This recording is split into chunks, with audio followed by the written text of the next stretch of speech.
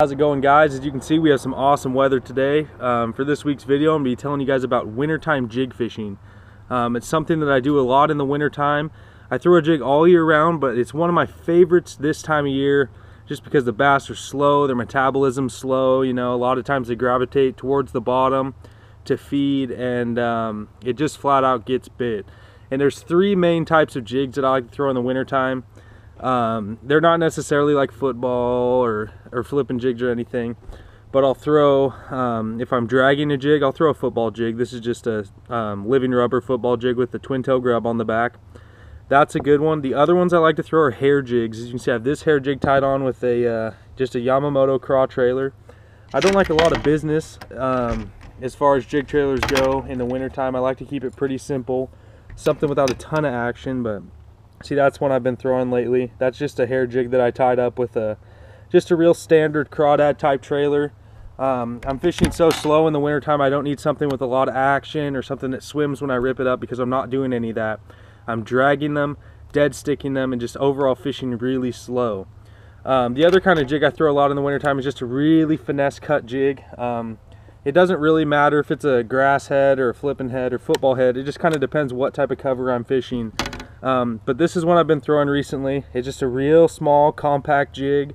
It's got a OSP do live crawl on the back. That's just a 3-inch trailer, so that's a pretty small jig. It's, you know, I think it's 3/8 of an ounce. I trim the weed guard, and again, fishing it very, very slow. It's small, compact, natural looking claws. I'm not as worried about action this time of year. And then the last kind of jig that I'll throw in the wintertime is your standard size jig. And I always trim the skirts on my jig. I don't like a straight across below the hook type, let's see if we can find one here. Trim, you know, like that's a standard jig I just bought. It's kind of moppy. I don't like the moppy style jigs. I like to trim them so they're bulky. That's just your standard. This is a Revenge 3/8 ounce jig.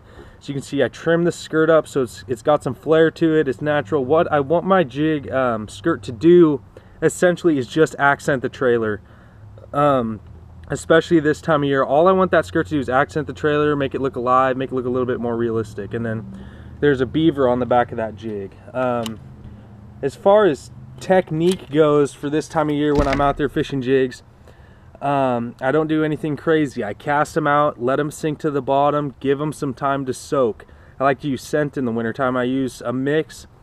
Depending on however the bite is, I'll use Procure Trophy Bass Scent, which is essentially a mix of all different kinds of scents, crawdad, shad, things like that. And other than that, I use a scent called Bang, and it's the Bang crawfish scent, and I like that too. Sometimes I'll even put both on the same jig if I'm really letting it soak, but either or is a good bet. I like the scent. Cast that jig out there, let it sink to the bottom, give it a good soak time, you know, with my rod up waiting for a bite, and then I slowly drag it. You want to think about how that crawdad that you're trying to imitate, specifically in the wintertime, moves across the bottom. It's very, very slow. You think about the speed of nature. You can go outside and watch things, and you know, you go out to the woods or out to the park or wherever you go, and nature doesn't move incredibly fast. It really doesn't.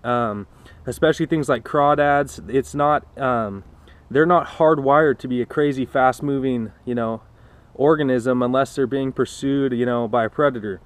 So I like to keep my jigs extremely slow and dragging them across the bottom, counting rocks. You pull it over a rock, let it sit there, pull it over a rock, let it sit there. I've never been bit fishing a jig fast in the wintertime. I was actually out fishing that green jig I showed you guys a minute ago yesterday, and I timed some of my casts, and they were close to 10 minutes long from start to finish. Just dragging as slow as I can, making note of every rock that I come over, pausing it.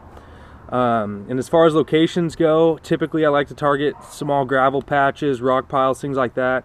I personally feel like bass gravitate towards those types of cover and structure in the wintertime just because that's where they're accustomed to coming into contact with crawfish, so they'll position themselves accordingly.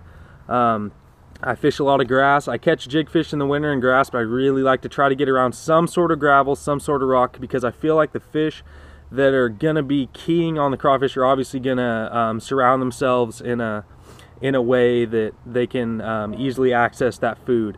Kind of like if you're fishing swim baits, you can fish ambush points. It's the same concept, just for fishing jigs.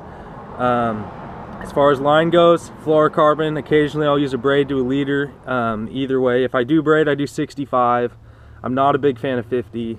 On the leader, you know, it just depends on conditions. Clear water, 12 to 15. Dirtier water, you know, 17 to 20. Depends on cover also. I have some other jigs that I have here. This is just another hair jig that I rigged up, and here's another one of those standard size jigs with the trim skirt, a little bit more compact. Once again, the football jig, and that's just a darter head that I put some bucktail on. Other than that, I keep it straightforward. No reason to lose confidence fishing in the wintertime. I'm from Oregon. One of the harsher winter conditions, as you can see, not today, but usually in the United States, for the people who still fish in the winter, we're just between, you know, the guys that freeze a little bit farther north, and then the people who don't farther south. So you can catch jig fish in the dead of winter, 33, 34 degree water. You know, we're a little bit closer to 40 right now.